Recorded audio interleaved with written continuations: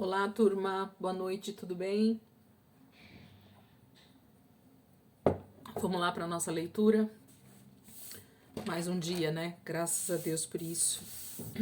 Deus tem ministrado as nossas vidas de maneira tão poderosa. Tem sido tão bom esse tempo que a gente tem estado aqui meditando, lendo a palavra. Eu falo que cada ano que passa, eu fico mais próxima da palavra e quero ficar mais próxima da palavra, porque isso vai trazendo discernimento na nossa vida, a gente vai compreendendo algumas atitudes, né, que o próprio Deus teve ao longo da história. Isso vai recebendo luz, o Espírito Santo vai trazendo luz para nós em cima da palavra.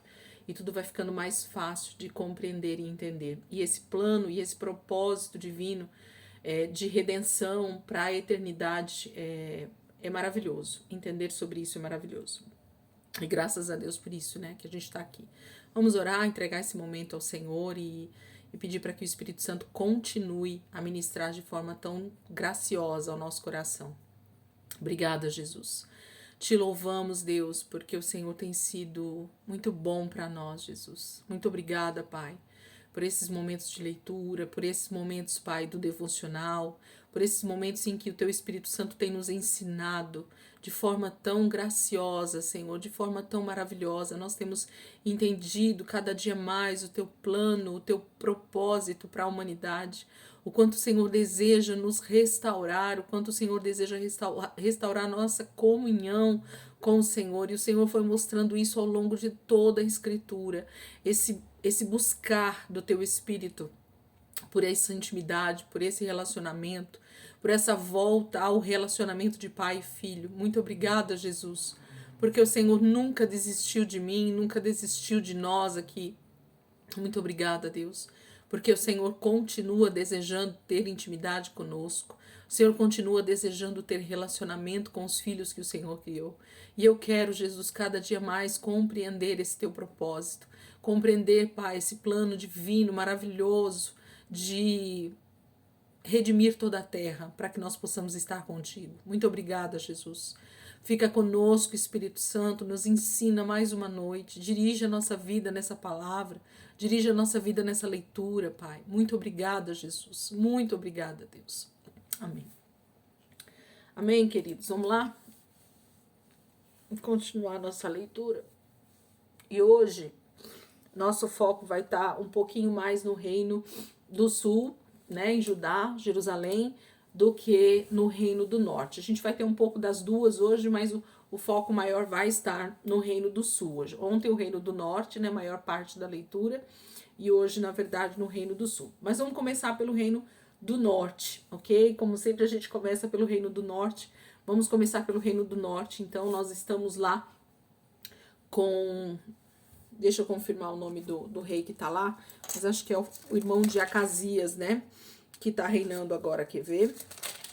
Vou confirmar aqui só o nome dele para não falar errado. Jorão. É que agora a gente vai ter o Jorão no Reino do Norte e o Jeorão no Reino do Sul. Então, às vezes confunde um pouquinho os nomes, mas a gente tem Jorão no Reino do Norte, irmão de Acasias, né? Porque Acasias não teve filhos. Foi o seu irmão, filho de Acabe, também, que começou a reinar no seu lugar. Então, vamos ver aqui. A gente está dentro dos milagres de Eliseu, tá? No Reino do Norte, dentro dos milagres ainda de Eliseu. A gente viu alguns ontem e a gente vai continuar vendo alguns hoje. Ontem, a gente terminou a leitura justamente lendo o trecho da Sunamita, em que Eliseu, então, profetiza na vida dela a vida de um filho, né? Ela ia ter um filho e então ela recebe esse filho, sim. E agora a gente vai ver o que acontece com essa criança, né? Ela recebeu esse filho porque Eliseu se compadeceu dela e trouxe então essa palavra profética, profetizando que ela teria esse filho. Agora, 2 Reis, capítulo 4, a partir do versículo 18, continuando a leitura de ontem mesmo, tá? 2 Reis, capítulo 4, a partir do versículo 18, nós vamos até o 37, que é esse desfecho dessa história do filho da Sunamita. O menino cresceu e certo dia foi encontrar-se com seu pai, que estava com os ceifeiros. De repente, ele começou a chamar o pai, gritando: "Ai, minha cabeça! Ai, minha cabeça!" O pai disse a um servo: "Leve-o para a mãe dele." O servo pegou e o levou à mãe. O menino ficou no colo dela até o meio-dia e morreu. Ela subiu ao quarto do homem de Deus, deitou o menino na cama, saiu e fechou a porta. Ela chamou o marido e disse: "Preciso de um servo e de uma jumenta para ir falar com o homem de Deus. Vou e volto logo." Ele perguntou: "Mas por que hoje? Não é lua nova nem sábado." E ela respondeu: "Não se preocupe." Ela mandou selar a jumenta e disse ao servo: "Vamos rápido, só pare quando eu mandar." Assim, ela partiu para encontrar-se com o homem de Deus no Monte Carmelo. Quando ele a viu à distância, disse a seu servo Geazi: "Olhe, é a sunamita. Corra ao seu encontro e pergunte a ela: está tudo bem com você? Tudo bem com seu marido e com seu filho?" E ela respondeu a Geazi: "Está tudo bem." Ao encontrar o homem de Deus no monte, ela se abraçou aos seus pés. Geazi veio para afastá-la, mas o homem de Deus lhe disse: "Deixa em paz." Ela está muito angustiada, mas o Senhor nada me revelou e escondeu de mim a razão de sua angústia. E disse a mulher: "Acaso eu te pedi um filho, meu senhor? Não te disse para não me dar falsas esperanças?" Então Eliseu disse a Geazi: Ponha a capa por dentro do cinto. Pegue o meu cajado e corra. Se você encontrar alguém, não o cumprimente. E se alguém o cumprimentar, não responda. Quando lá chegar, ponha o meu cajado sobre o rosto do menino." Mas a mãe do menino disse: "Juro pelo nome do Senhor e por tua vida, que se ficares não irei." Então ele foi com ela. Geazi chegou primeiro e pôs o cajado sobre o rosto do menino, mas ele não falou nem reagiu. Então Geazi voltou para encontrar-se com Eliseu e lhe disse: "O menino não voltou a si." Quando Eliseu chegou à casa, lá estava o menino, morto, estendido na cama. Ele entrou, fechou a porta e orou ao Senhor. Depois deitou-se sobre o menino, boca a boca, olhos com olhos, mãos com mãos. Enquanto se debruçava sobre ele, o corpo do menino foi se aquecendo. Eliseu levantou-se e começou a andar pelo quarto. Depois subiu na cama e debruçou-se mais uma vez sobre ele. O menino espirrou 7 vezes e abriu os olhos. Eliseu chamou Geazi e mandou chamar a sunamita. E ele obedeceu. Quando ela chegou, Eliseu disse: "Pegue o seu filho." Ela entrou, prostrou-se aos seus pés, curvou-se até o chão, então pegou o filho e saiu. Então aqui a gente tem essa história, né? Esse episódio, na verdade, que acontece com essa mulher, com Eliseu e com Geazi, né? Então aqui a gente tem alguns personagens, tem o pai do menino também dentro da história, e essa história então acontece ali com Eliseu e com essa sunamita, e ela justamente tem essa atitude de buscar no homem de Deus a resposta, porque como ela mesma disse para ele: "Eu não te pedi nada, eu não te pedi um filho, eu estava tranquila na minha vida, quem deu a palavra profética foi você, então agora você é responsável pelo que está acontecendo com meu filho, porque eu não te pedi nada e agora essa situação se abateu na minha casa, na minha vida, eu tô com meu filho morto." E então Eliseu manda primeiro Geazi correndo na sua frente, mas a mulher disse: "Se você não for, eu não vou sair daqui", porque ela sabia que dependia exclusivamente de Eliseu essa ressurreição, porque o milagre estava nas suas mãos. Ele era o profeta que tinha então profetizado a vida desse menino, e nesse momento então só ele teria uma palavra junto a esse menino, de intercessão, na verdade. A gente está falando de Eliseu como um intercessor, como alguém que ao mesmo tempo trouxe vida, como a palavra profética. Agora ele novamente teria que trazer vida a esse menino de novo através de uma intercessão, porque o menino já estava morto nesse momento. E é isso que ele faz. A forma com que Eliseu faz a ressurreição desse menino é muito parecido com o milagre também do filho lá, né, da outra mulher com Elias, ok? Em que ele também tem esse processo de ressurreição. Mas eu costumo dizer que essas maneiras, né, desses profetas agirem no momento ali não tem a ver com uma forma específica de Deus agir, e sim com uma direção que eles naquele momento têm, muito provavelmente pelo próprio Deus. Então Deus sempre vai trazer direção nas nossas vidas, na vida do profeta, na vida daquele que busca de Deus essa intercessão, que deseja realmente cumprir o propósito de Deus na terra. Então Deus sempre vai dar direção. E não quer dizer que todas as vezes vai ser igual. E não quer dizer que Deus vai agir da mesma maneira comigo, com você ou com outras pessoas, assim como ele agiu com Eliseu e com Elias. A gente precisa entender que a gente precisa estar atento aos sinais, a ouvir o que o Espírito está nos pedindo naquele momento, porque Deus é multiforme. Deus age de maneiras muito distintas ao longo das Escrituras. Então, eu não posso criar uma regra de como ressuscitar uma pessoa se baseando na palavra de Eliseu, de Elias, ou na forma com que Deus agiu nesse momento da história. O que eu preciso é ser um profeta, ser uma mulher, ser um homem de Deus que está sempre atento à direção do Espírito para a nossa vida. E Deus então faz esse milagre na vida dessa mulher, da sunamita, de Eliseu, fortalecendo mais uma vez a sua fé diante dessa situação, e o menino volta à vida. Vamos continuar? Agora, a predição de fome, né? Eliseu também vai dar uma palavra sobre isso. 2 Reis, capítulo 8, versículo 1 e 2. 2 Reis, capítulo 8, versículo 1 e 2. Diz assim: Eliseu tinha prevenido a mãe do menino que ele havia ressuscitado. Saia do país com sua família e vá morar onde puder, pois o Senhor determinou para esta terra uma fome que durará 7 anos. A mulher seguiu o conselho do homem de Deus, partiu com sua família e passou 7 anos na terra dos filisteus. Agora, outros milagres. 2 Reis, capítulo 4, versículo 38 ao 44. Depois Eliseu voltou a Gilgal. Nesse tempo, a fome assolava a região. Quando os discípulos dos profetas estavam reunidos com ele, ordenou ao seu servo: ponha o caldeirão no fogo e faça um ensopado para estes homens. Um deles foi ao campo apanhar legumes e encontrou uma trepadeira. Apanhou alguns de seus frutos e encheu deles o seu manto. Quando voltou, cortou-os em pedaços e colocou-os no caldeirão do ensopado. Embora ninguém soubesse o que era, o ensopado foi servido aos homens, mas logo que os provaram, gritaram: homem de Deus, há morte na panela, e não puderam mais tomá-lo. Então Eliseu pediu um pouco de farinha, colocou no caldeirão e disse: sirvam a todos. E já não havia mais perigo no caldeirão. Veio um homem de Baal Salisa, trazendo ao homem de Deus 20 pães de cevada, feitos dos primeiros grãos da colheita, e também algumas espigas, algumas espigas verdes. Então Eliseu ordenou ao seu servo: sirva a todos. O auxiliar de Eliseu perguntou: como poderei servir isso a 100 homens? Eliseu, porém, respondeu: sirva a todos, pois assim diz o Senhor: eles comerão e ainda sobrará.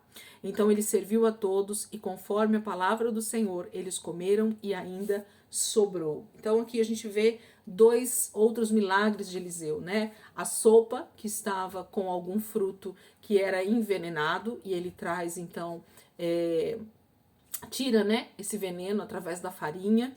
Deus dá uma direção e ele traz esse livramento para aqueles homens não morrerem. E a multiplicação, né? Tinham mais de 100 homens e a multiplicação de comida nesse momento também, porque a fome estava assolando a terra ali de Israel, Reino do Norte, ok? Agora nós temos a cura de Naamã, é um outro milagre também, operado através da vida de Eliseu.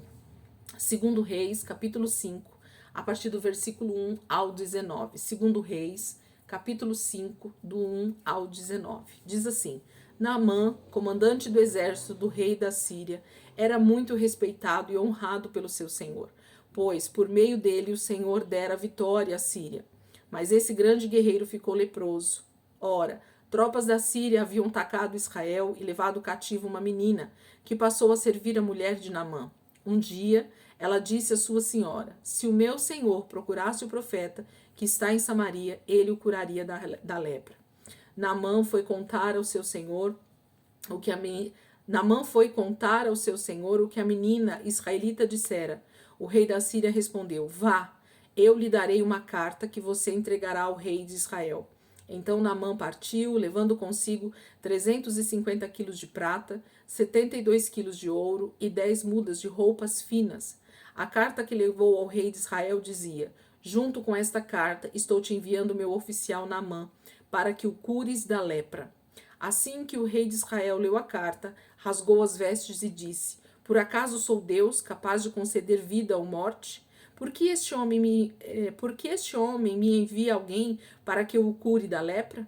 Vejam como ele procura um motivo para se desentender comigo. Quando Eliseu, o homem de Deus, soube que o rei de Israel havia rasgado suas vestes, mandou-lhe esta mensagem: por que rasgaste tuas vestes? Envia o homem a mim, e ele saberá que há profeta em Israel. Então Naamã foi com seus cavalos e carros e parou à porta da casa de Eliseu. Eliseu enviou um mensageiro para lhe dizer: vá e lave-se 7 vezes no rio Jordão. Sua pele será restaurada e você ficará purificado. Mas Naamã ficou indignado e saiu dizendo: eu estava certo de que ele sairia para receber-me, invocaria em pé o nome do Senhor, o seu Deus, moveria a mão sobre o lugar afetado e me curaria da lepra. Não são os rios de Abana e Farfar em Damasco melhores do que todas as águas de Israel? Será que não poderia lavar-me neles e ser purificado? E foi embora dali furioso. Mas os seus servos lhe disseram: meu pai, se o profeta lhe tivesse pedido alguma coisa difícil, o Senhor não faria? Quanto mais quando ele apenas lhe diz que se lave e será purificado. Assim ele desceu ao Jordão, mergulhou 7 vezes, conforme a ordem do homem de Deus, e foi purificado. Sua pele tornou-se como a de uma criança. Então Naamã e toda a sua comitiva voltaram à casa do homem de Deus. Ao chegar diante do profeta, Naamã lhe disse: agora sei que não há Deus em nenhum outro lugar, senão em Israel. Por favor, aceita um presente do teu servo. O profeta respondeu: juro pelo nome do Senhor, a quem sirvo, que nada aceitarei. Embora Naamã insistisse, ele recusou. E disse Naamã: já que não aceitas o presente, ao menos permite que eu leve 2 mulas carregadas de terra, pois teu servo nunca mais fará holocaustos e sacrifícios a nenhum outro Deus senão ao Senhor. Mas que o Senhor me perdoe por uma única coisa: quando meu Senhor vai adorar no templo de Rimom, eu também tenho que me ajoelhar ali, pois ele se apoia em meu braço. Que o Senhor perdoe o teu servo por isso. Disse Eliseu: vá em paz. Quando Naamã já estava a certa distância,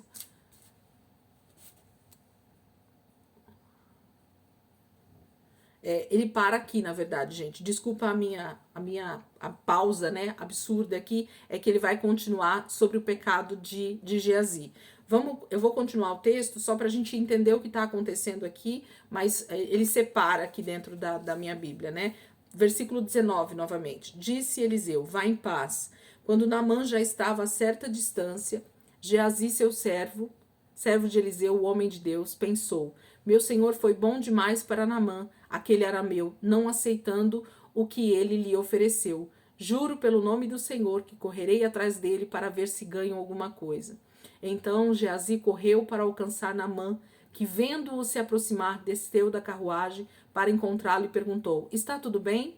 E Geazi respondeu: sim, tudo bem, mas o meu senhor enviou-me para dizer que 2 jovens, discípulos dos profetas, acabaram de chegar, vindo dos montes de Efraim.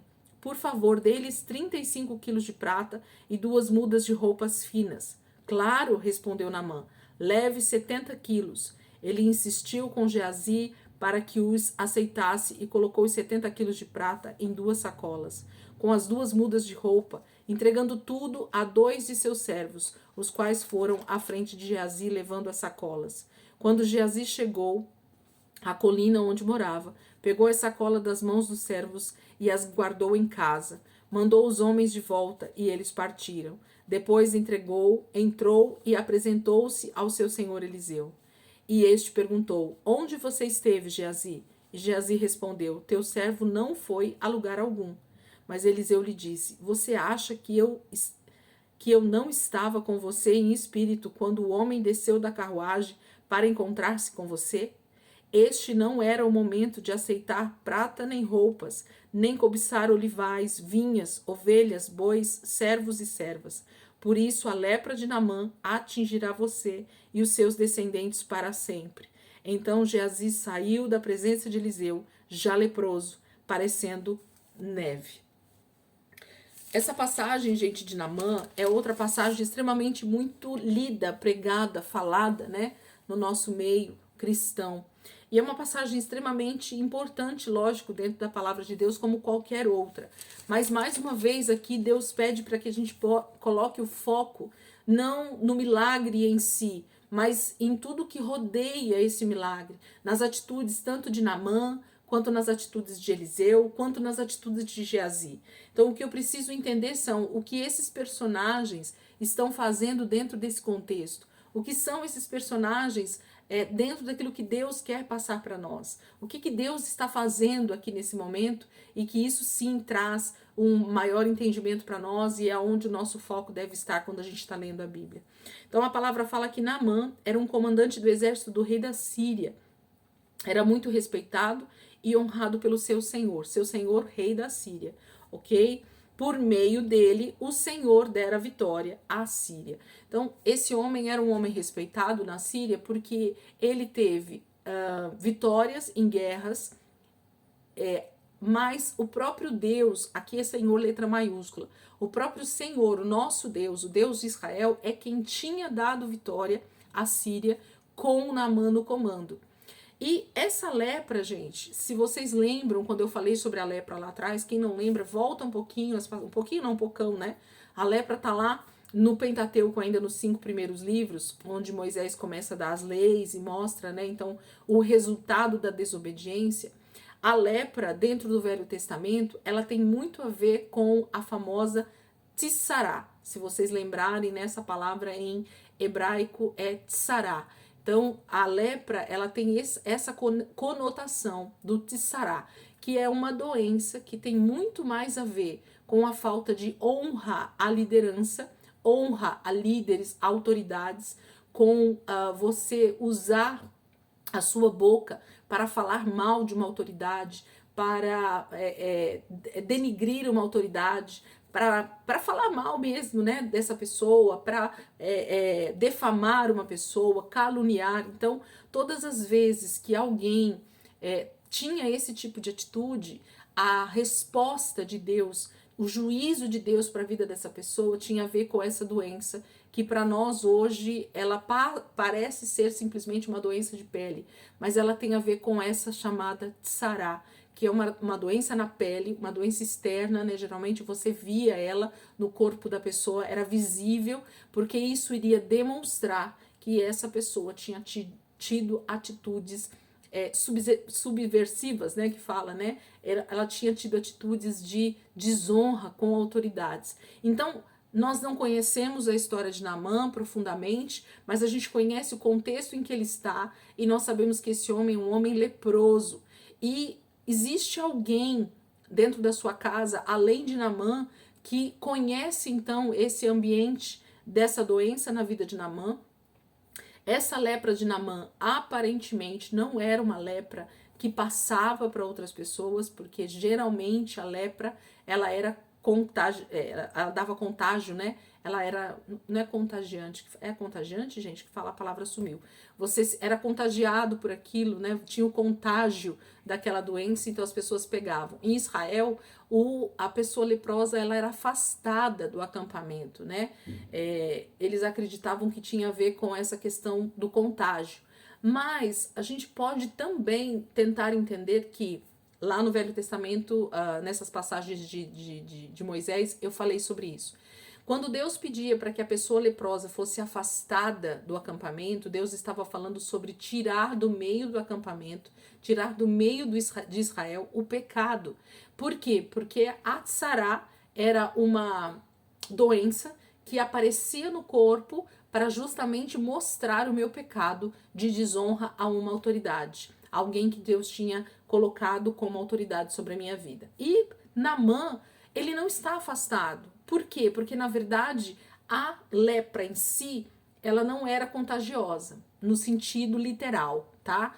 Por quê? Porque, na verdade, o que fazia a outra pessoa ficar também com lepra era o meu convívio com o leproso e, muito provavelmente, as atitudes desse leproso, a falta de honra dele, a maneira dele de caluniar, de falar mal de uma autoridade, seria passado para mim. E então eu também ia ter lepra, porque eu ia ter a mesma atitude, eu também ia me levantar para falar mal. Então por isso que Deus tirava do convívio.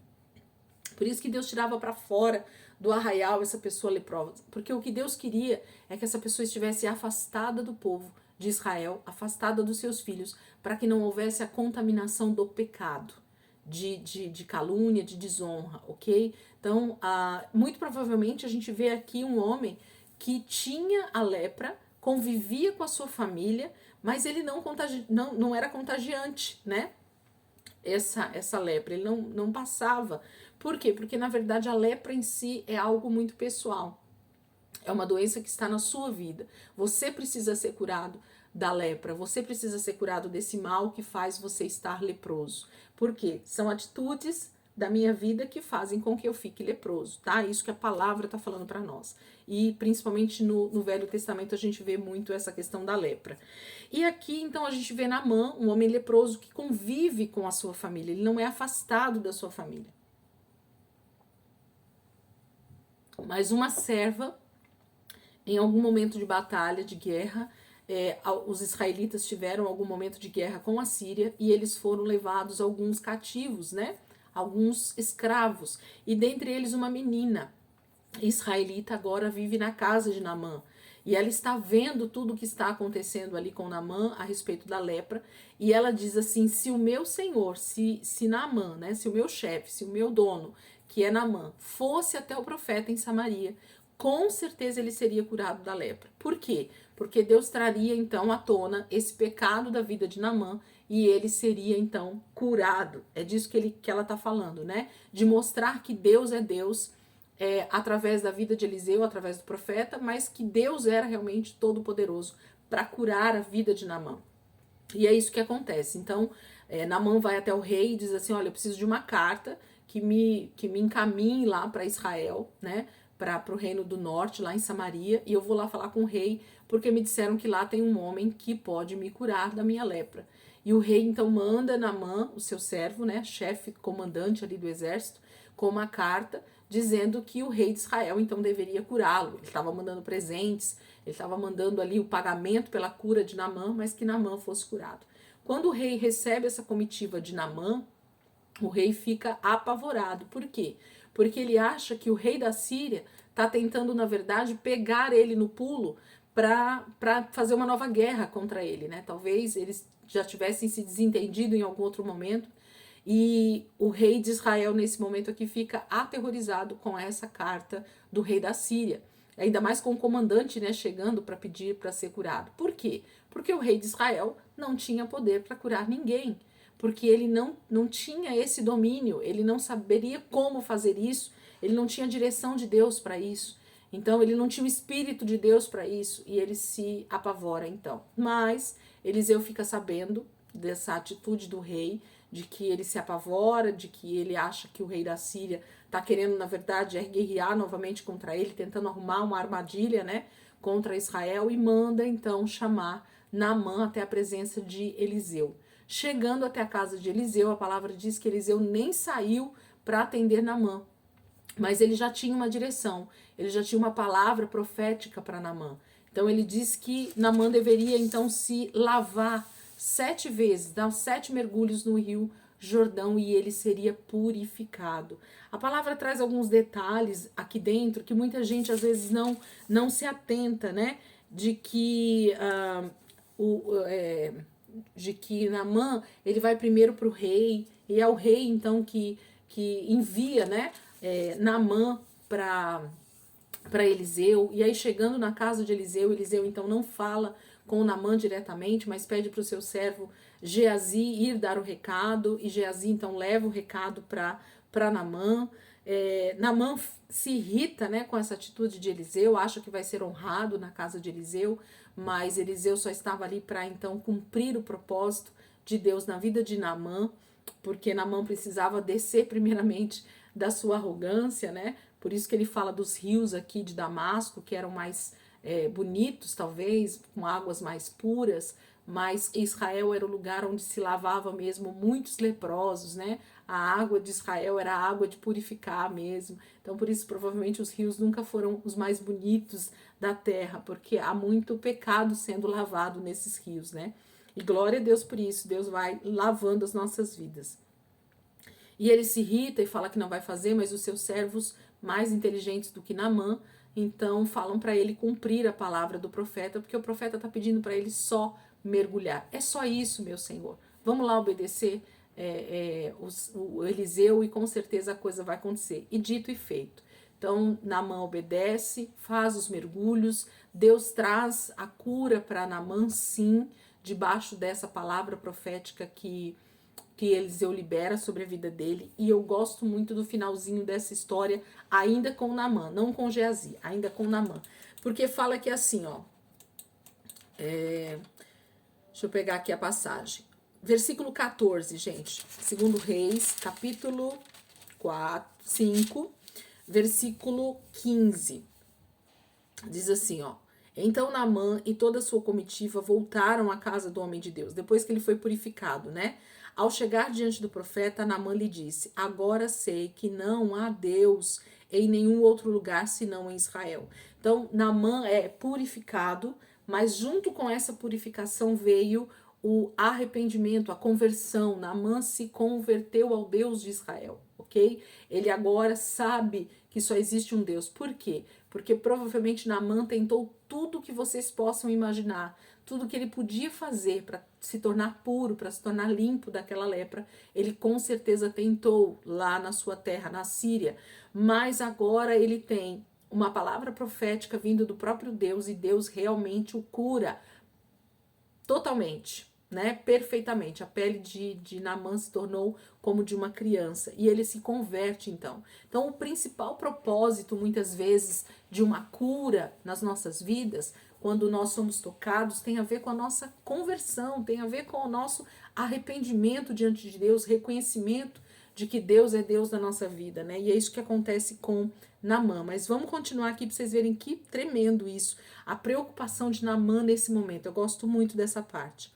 Ele diz assim, aí ele tenta dar presentes, né, para Eliseu não quer, e no versículo 17 diz assim, ó, e disse Naamã, já que não aceitas o presente, ao menos permite que eu leve 2 mulas carregadas de terra, pois teu servo nunca mais fará holocaustos e sacrifícios a nenhum outro Deus, senão o Senhor. Ele se converte. Ele fala, eu vou simplesmente fazer sacrifícios e adorar somente ao Deus de Israel a partir desse momento. Só que ele se preocupa com o seu comandante, o seu senhor lá, né, o rei da Síria. Olha o que ele diz no 18.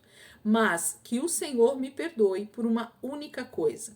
Quando meu senhor, letra minúscula, então é o rei da Síria, quando meu senhor vai adorar no templo de Rimom, eu também tenho que me ajoelhar ali, pois ele se apoia em meu braço. Que o Senhor perdoe o teu servo por isso. E aí Eliseu dá uma palavra de paz para Naamã. Então ele tinha um temor dele agora, era porque ele era obrigado, por ser servo do rei da Síria, ele era obrigado, no momento que o rei da Síria ia no templo do deus dele lá, chamado Rimom, ele era obrigado a se ajoelhar junto com o rei da Síria. E agora, convertido ao Senhor, ele temia que a vida dele fosse novamente atacada, talvez pela lepra ou por qualquer outro juízo de Deus, porque ele era obrigado a fazer isso, ele era servo do rei da Síria. E Eliseu dá uma palavra de paz para ele, diz assim, vá em paz. Porque o que faz nós nos tornarmos impuros, leprosos nesse mundo, não é estar no mundo, não é estar próximo de pessoas que se ajoelham diante de outros deuses, mas é quando o nosso coração, quando a nossa vida de dentro para fora também está adorando outros deuses. Então o grande problema para Naamã nesse momento não era estar junto com o rei da Síria, ajoelhado diante de um Deus que para Naamã não era mais Deus, porque Naamã agora entendia que o único Deus e o verdadeiro Deus era o Senhor. Então não importava mais para Naamã estar ajoelhado diante de qualquer outro Deus, se ele verdadeiramente no seu coração temia o Senhor e conhecia somente o Senhor como Deus. Então esse era o principal.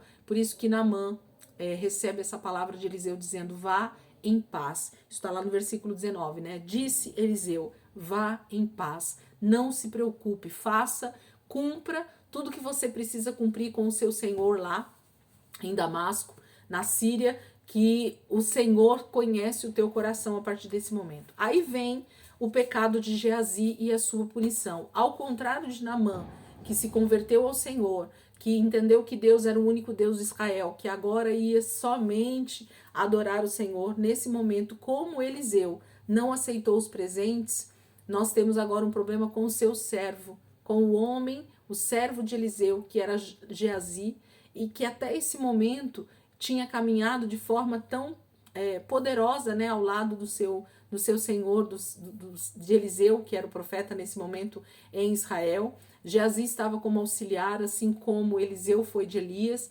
Geazi era de Eliseu nesse momento. E imagina quanto milagre, gente, Geazi já tinha contemplado, Geazi já tinha vivido com Eliseu. Eliseu tinha uma unção, segundo a palavra de Deus diz, dobrada de Elias. O espírito profético na vida de Eliseu era muito forte. Deus trazia realmente muitas palavras proféticas através de Eliseu nesse momento. Então Eliseu tinha uma comunhão muito grande com o Senhor e as coisas estavam verdadeiramente acontecendo ali em Israel. E Geazi tem essa atitude terrível de desejar a riqueza, de desejar presentes, de desejar ofertas que Naamã estava levando pelo seu pecado, pela sua purificação. Por que Eliseu não recebeu esses presentes, gente? Porque esses presentes eles vinham como uma maneira de comprar o milagre. Então, por que Eliseu não aceitou os presentes de Naamã? Porque Naamã precisava entender que a graça é de graça. O favor de Deus na minha vida e na sua vida é gratuito. Então, Eliseu não recebeu os presentes de Naamã, não porque ele não quisesse, não porque ele não precisasse, não porque ele não poderia receber, nada disso. Mas o que Eliseu estava ensinando para Naamã era algo muito maior. Era dizer assim, o Deus de Israel não te curou ou não te cura por causa dos seus presentes, por causa das suas ofertas de dinheiro, mas ele faz isso porque ele é bondoso, ele é maravilhoso, ele é misericordioso, ele é o Deus da cura, ele é teu pai, Naamã. Então assim, por isso que Naamã se converte, gente, inclusive, né, provavelmente ele foi realmente totalmente impactado pela presença de Deus, pela glória de Deus, pela palavra profética de Eliseu. E Eliseu jamais receberia, então, ofertas, presentes, que eram uma maneira de pagar o milagre. Eliseu jamais traria para si um presente, uma oferta que não honraria a Deus ou não teria um coração voltado como um presente real. Mas Naamã estava com tudo isso na sua bagagem para comprar a sua cura. E não era esse o propósito de Eliseu na vida de Naamã. Não sei se vocês conseguiram compreender, mas esses presentes, essas ofertas que Naamã trouxe, era para dar como forma de pagamento pela sua cura. E Deus não nos cura. Deus não é a cura na nossa vida, porque nós damos presentes para Ele. Nós não compramos Deus. Nós não compramos a nossa cura. Tudo que vem do Senhor é por fé, por crer numa palavra que Deus liberou para a nossa vida. É nisso que nós precisamos sempre estar baseados. E Geazi entra então um desejo, né, por dinheiro, uma ganância terrível no coração dele nesse momento. Ele mente, ele vai atrás de Naamã, ele aceita os presentes em nome inclusive de Eliseu, em nome de outros profetas que ele fala que chegaram. Ele inventa uma mentira terrível e Naamã entrega então todos os presentes para Geazi. Ele vai direto para a casa dele, esconde esses presentes que ele pegou lá de Naamã e volta para a casa de Eliseu e entra como se nada tivesse acontecido na casa de Eliseu. Eliseu faz a pergunta para ver se Geazi se arrepende do que ele fez e Geazi continua com a mentira. Gente, a mentira, ela verdadeiramente traz sempre uma nova mentira sobre aquela mentira. A mentira, ela faz com que você tenha que continuar mentindo para sustentar a sua mentira. Pode perceber que uma mentira sempre vai trazer a segunda, que vai trazer a terceira, que vai trazer a quarta, que vai trazer a quinta, e a gente vai continuar mentindo. Por quê? Para sustentar uma mentira, eu tenho que continuar contando mentiras, porque a mentira não é verdade. A mentira, ela sempre vai trazer consigo uma armadilha, uma prisão, onde eu vou estar sempre preso àquela palavra mentirosa que eu liberei. E foi isso que aconteceu com Geazi. E por causa dessa atitude, então, a lepra se instala na vida de Geazi. É uma palavra de punição, de juízo, por causa do pecado de Geazi. Eliseu é obrigado a liberar uma palavra profética de juízo sobre a vida de Geazi. E não só ele, mas a sua descendência estaria debaixo dessa palavra de juízo, porque ele havia pecado contra o Senhor primeiramente e depois contra o homem de Deus que estava ali, trazendo para si essas ofertas, esses presentes pela cura que Naamã tinha recebido. Agora era Geazi que se tornava leproso e não era nenhum dinheiro, não era nada que ia poder comprar a cura de Geazi. Eu olho para essa palavra e eu falo, Senhor, verdadeiramente o Senhor é santo, verdadeiramente o Senhor é poderoso, porque a sua palavra, ela sempre vai mostrar para nós de que o teu favor, a tua graça é imerecido, assim como também o teu juízo, ele é sem piedade. Por quê? Porque o Senhor não vai ter por inocente aquele que é culpado. O Senhor não vai deixar de punir porque eu sou bonitinho, porque eu sou arrumadinho, porque eu sou servo de Eliseu, porque. Não! O juízo de Deus vai vir sobre justos que se deixarem levar pelo pecado, assim como vai vir com a graça dele sobre injustos que se arrependerem. Esse é o mesmo peso. Quando eu sou justo, mas eu dou lugar ao diabo e eu entro debaixo de injustiça e de pecado e de desobediência, a ira de Deus vai vir sobre mim, o juízo de Deus vai vir sobre mim. Assim como o contrário também é verdadeiro. Se eu estou debaixo da ira de Deus, de pecado, e eu me arrependo verdadeiramente, a graça de Deus e o favor de Deus vem e me resgata. Qual é a diferença disso, gente? Nenhuma. Deus é justo. Justo que cai em pecado recebe juízo. Ímpio que se arrepende recebe graça. Então eu preciso entender que Deus é justo. São minhas atitudes que me levam para onde eu desejo ir. Você deseja a graça de Deus? Se arrependa. Independente do seu pecado, independente da sua vida, do que você faz, a graça de Deus vai te alcançar, o perdão de Deus vai te alcançar. Mas se você está debaixo de obediência, não caia no erro de cair no pecado, na desobediência, porque a ira de Deus vai vir sobre você, porque o salário do pecado é a morte, ok? Assim como o dom gratuito de Deus é a vida eterna. Quando nós nos arrependemos, nós recebemos esse dom maravilhoso de Deus, sem mérito algum, ok? Vamos continuar aqui? Vamos pegar. Agora é a recuperação do machado, outro milagre, né? Que Eliseu faz. E esse é o último que a gente vai ler a respeito de Eliseu e do Reino do Norte na leitura de hoje. Deixa eu abrir aqui, gente. Vamos lá, 2 Reis, capítulo 6, a partir do versículo 1. 2 Reis, capítulo 6, a partir do versículo 1. Deixa eu só abrir aqui. 2 Reis, capítulo 6, versículo 1 até o 6. Os discípulos dos profetas disseram a Eliseu: Como vês, o lugar onde nos reunimos contigo é pequeno demais para nós. Vamos ao Rio Jordão, onde cada um de nós poderá cortar um tronco para construirmos ali um lugar de reuniões. E Eliseu disse: Podem ir. Então um deles perguntou: Não gostarias de ir com os teus servos? Sim, ele respondeu, e foi com eles. Foram ao Jordão e começaram a derrubar árvores. Quando um deles estava cortando um tronco, o ferro do machado caiu na água e ele gritou: Ah, meu senhor, era emprestado. O homem de Deus perguntou: Onde caiu? Quando o homem lhe mostrou o lugar, Eliseu cortou um galho e jogou ali, fazendo o ferro flutuar, e disse: Pegue-o. O homem esticou o braço e o pegou. Esse é um dos milagres talvez mais estranhos para nós, né, dentro daqui dos milagres de Eliseu, né? Ele faz um ferro, né, o cabo do machado, ou o ferro do machado, na verdade, o cabo não é madeira, né? O ferro do machado que aponta, né, flutuar. Do martelo, deixa eu ver aqui, gente. Deixa eu pegar aqui. Quando um deles, cortando um tronco, o ferro do machado caiu na água, a ponta, né, do machado caiu na água e começou a afundar. E ele grita dizendo que aquele machado era emprestado, então ele não poderia perder aquele machado.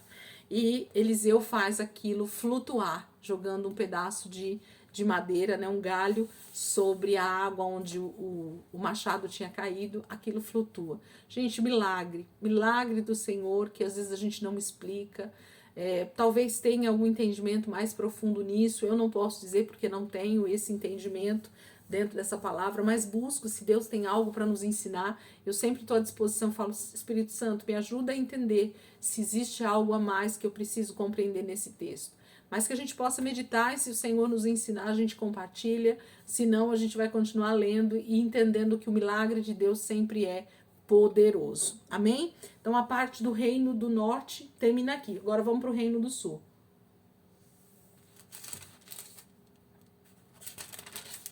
Vou pegar aqui. Vamos lá, 18. Tá aqui. É o início, né, do reino de Jeorão, que ele entra no lugar de Josafá. Não é isso? É isso mesmo.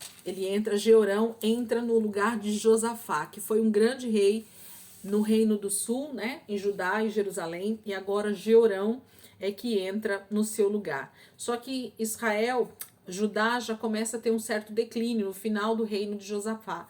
Quando Jeorão entra, então ele já entra com essa tendência, né, com esse declínio em andamento. Então Jeorão, ele reina em Judá durante 8 anos. Ele infelizmente foi um rei mau.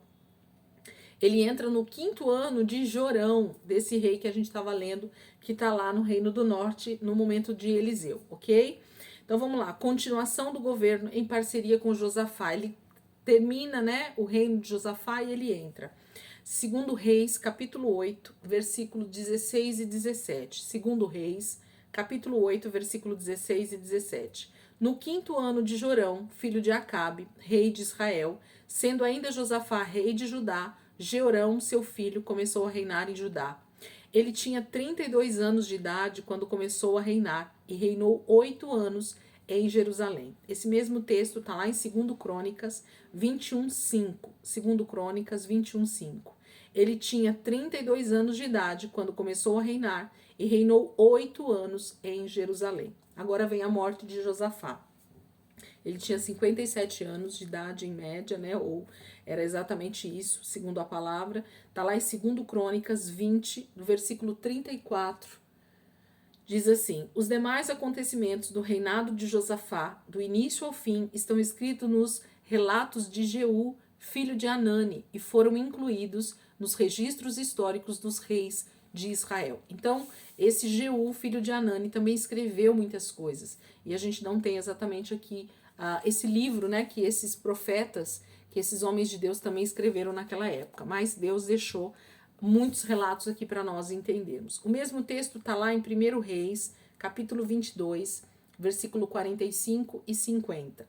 Os demais acontecimentos do reinado de Josafá, suas realizações e suas façanhas militares, tudo está escrito nos registros históricos dos reis de Judá. Versículo 50. Josafá descansou com seus antepassados e foi sepultado junto deles na cidade de Davi, seu predecessor, e seu filho Jeorão foi o seu sucessor. Mesmo texto, 2 Crônicas, capítulo 21, versículo 1 ao 4. Josafá descansou com seus antepassados e foi sepultado junto deles na cidade de Davi, e seu filho Jeorão foi o seu sucessor. Os irmãos de Jeorão, filhos de Josafá, foram Azarias, Jeiel, Zacarias, Azarias, Micael, Cefatias. Todos eles foram filhos de Josafá, rei de Israel. Ele deu-lhes muitos presentes de prata, de ouro e de objetos de valor, bem como cidades fortificadas em Judá. Mas o reino deu a Jeorão, porque este era o seu filho mais velho. Logo, Jeorão se fortaleceu no reino de seu pai e matou à espada todos os seus irmãos e alguns líderes de Israel. Então aqui a gente já começa a entender por que esse moço, esse Jeorão, que tinha 30 e poucos anos de idade, se torna um rei mau em Judá. Ele tem uma atitude terrível. Por quê? Provavelmente por ganância, provavelmente por falta de discernimento, provavelmente por pura rebeldia, provavelmente porque Deus tinha um propósito nesse momento com o reino de Judá. E nós vamos ver o desenvolvimento disso agora através desse homem chamado Jeorão e o que Deus vai fazer com a vida desse jovem. Então, ele entra numa vida de pecado, né? Ele já começa o seu reinado terrivelmente, matando todos os seus irmãos. Por isso que aparece aqui um pouco da genealogia, né, de Josafá, mostrando os seus filhos, porque Jeorão entra já matando todos os seus irmãos e mais alguns líderes de Israel. Então, ele entra numa vida de pecado, tá lá em 2 Reis, capítulo 8, versículo 18 e 19. Andou nos caminhos dos reis de Israel, como a família de Acabe havia feito, pois se casou com a filha de Acabe, e fez o que o Senhor reprova. Entretanto, por amor ao seu servo Davi, o Senhor não quis destruir Judá. Ele havia prometido manter para sempre um descendente de Davi no trono. O mesmo texto está lá em 2 Crônicas 21, versículos 6, 7 e 11. Andou nos caminhos dos reis de Israel, como a família de Acabe havia feito, pois se casou com uma filha de Acabe, e fez o que o Senhor reprova. Entretanto, por causa da aliança que havia feito com Davi, o Senhor não quis destruir a dinastia dele. Ele havia prometido manter para sempre um descendente de Davi no trono. Ele até construiu altares idólatras nas colinas de Judá, levando o povo de Jerusalém a prostituir-se e Judá a desviar-se. Percebem? O pecado de Jeorão, ele começa já matando todos os seus irmãos. Por quê? Porque ele casou-se também com uma filha de Acabe, então ele já sofre certa influência, inclusive provavelmente da casa de Acabe, da maneira de Acabe lidar com o reino lá, do reino do norte, toda a influência de adoração vem então para a vida de Jeorão também através dessa filha. Talvez ela mesma tenha trago os deuses do reino do norte de Acabe, que era Baal, da sua mãe Jezabel, né, e tudo mais. Então a gente precisa entender que já existe toda uma influência agora sobre Jeorão lá do reino do norte, lá da filha de Acabe, que se casa com ele aqui no reino do sul, em Judá. E então Jeorão já começa bem mal o seu reinado, trazendo idolatria para o reino reino do sul, para Jerusalém, onde ele começa a adorar outros deuses nos montes. É isso que está falando aqui no último versículo, não? Versículo 11. Ele até construiu altares idólatras nas colinas de Judá, levando o povo de Jerusalém a prostituir-se e Judá a desviar-se. Então, a adoração a outros deuses traz essa conotação de prostituição. Todas as vezes que nós nos relacionamos com outros deuses que não é somente o Senhor, nós estamos nos prostituindo, ok? É isso que a palavra sempre vai trazer para nós, trazendo esse entendimento de idolatria, de adoração a outros deuses como prostituição. 4. Revolta de Edom e Líbina, continuando aí no Reino do Sul. 2 Reis, capítulo 8, versículo 20, 21 e 22. 2 Reis, capítulo 8, versículo 20, 21 e 22. Nos dias de Jeorão, os edomitas rebelaram-se contra o domínio de Judá, proclamando seu próprio rei. Por isso, Jeorão foi a Zair com todos os seus carros de guerra. Lá, os edomitas cercaram Jeorão e os chefes dos seus carros de guerra, mas ele os atacou de noite e rompeu o cerco inimigo, e o seu exército conseguiu fugir para casa. E até hoje, Edom continua independente de Judá. Nessa mesma época, a cidade de Líbina também tornou-se independente. Esse mesmo texto está lá em 2 Crônicas 21, versículo 8, 9 e 10. Nos dias de Jeorão, os edomitas rebelaram-se contra o domínio de Judá, proclamando seu próprio rei. Por isso, Jeorão foi combatê-los com seus líderes e com todos os seus carros de guerra. Os edomitas cercaram Jeorão e os seus chefes e os chefes dos seus carros de guerra, mas ele os atacou de noite e rompeu o cerco inimigo. E até hoje, Edom continua independente de Judá. Nessa mesma época, a cidade de Libna também tornou-se independente, pois Jeorão havia abandonado o Senhor, o Deus dos seus antepassados. Então, Jeorão, ele está realmente se desviando cada vez mais e os anos vão passando, né, gente? Quando a gente vê isso aqui, a gente imagina que acontece em uma semana, 15 dias, um mês. Não, não. Nós estamos falando, às vezes, de anos já que estão passando. E Jeorão começa a levar o povo de Judá a se desviar do Senhor, a adorar outros deuses por causa dessa união com a filha de Acabe, que ele provavelmente traz toda essa influência do reino do norte para o reino do sul. Aí entra a profecia de Elias, né? Uma praga. Elias traz uma profecia muito provavelmente lá atrás. Diz, esse texto está lá em 2 Crônicas 21, versículo 12 ao 15. Então Jorão recebeu uma carta do profeta Elias que dizia: assim diz o Senhor, o Deus de Davi, seu antepassado. Você não tem andado nos caminhos de seu pai Josafá, nem de Asa, rei de Judá, mas sim nos caminhos dos reis de Israel, levando Judá e o povo de Jerusalém a se prostituírem na idolatria, como a família de Acabe, e ainda assassinou seus próprios irmãos, membros da família de seu pai, homens que eram melhores do que você. Por isso, o Senhor vai ferir terrivelmente o seu povo, seus filhos, suas mulheres e tudo que é seu. Você ficará muito doente, terá uma enfermidade no ventre, que irá piorar até que saiam os seus intestinos. Então, Jeorão recebe uma palavra profética de Elias. De verdade, gente, eu não acredito que seja o Elias anterior a Eliseu, ok? Muito provavelmente existia outro profeta com esse mesmo nome, mas a Bíblia não nos mostra, né, assim, com detalhes, quem é esse Elias, se é o mesmo, se é outro. Mas pelo tempo em que a profecia é liberada e como Elias já havia sido transladado, como Elias já não estava mais entre o povo, eu imagino que seja outro homem com esse mesmo nome, aqui nesse momento liberando essa palavra profética sobre a vida de Jeorão, dizendo que ele terá uma doença terrível que fará com que seus intestinos saiam para fora. Eu imagino que era uma doença terrível realmente, porque isso ia pôr para fora seus intestinos, de tão terrível que era a doença. E lógico que ele vai morrer. Ok? Vamos terminar com o último textinho aqui ainda do Reino do Sul, que fala sobre os árabes e filisteus saqueiam Jerusalém pela segunda vez. Então começa aí o juízo de Deus sobre o reinado de Jeorão. Está lá em 2 Crônicas 21, versículo 16, que é continuando esse texto que a gente estava lendo aí, 16 e 17. O Senhor despertou contra Jeorão a hostilidade dos filisteus e dos árabes que viviam perto dos etíopes. Eles atacaram o reino de Judá, invadiram-no e levaram todos os bens que encontraram no palácio do rei, e também suas mulheres e seus filhos. Só ficou Acasias, o filho mais novo. Então, o juízo de Deus, que veio através dessa profecia, inclusive sobre Jeorão, começa a acontecer.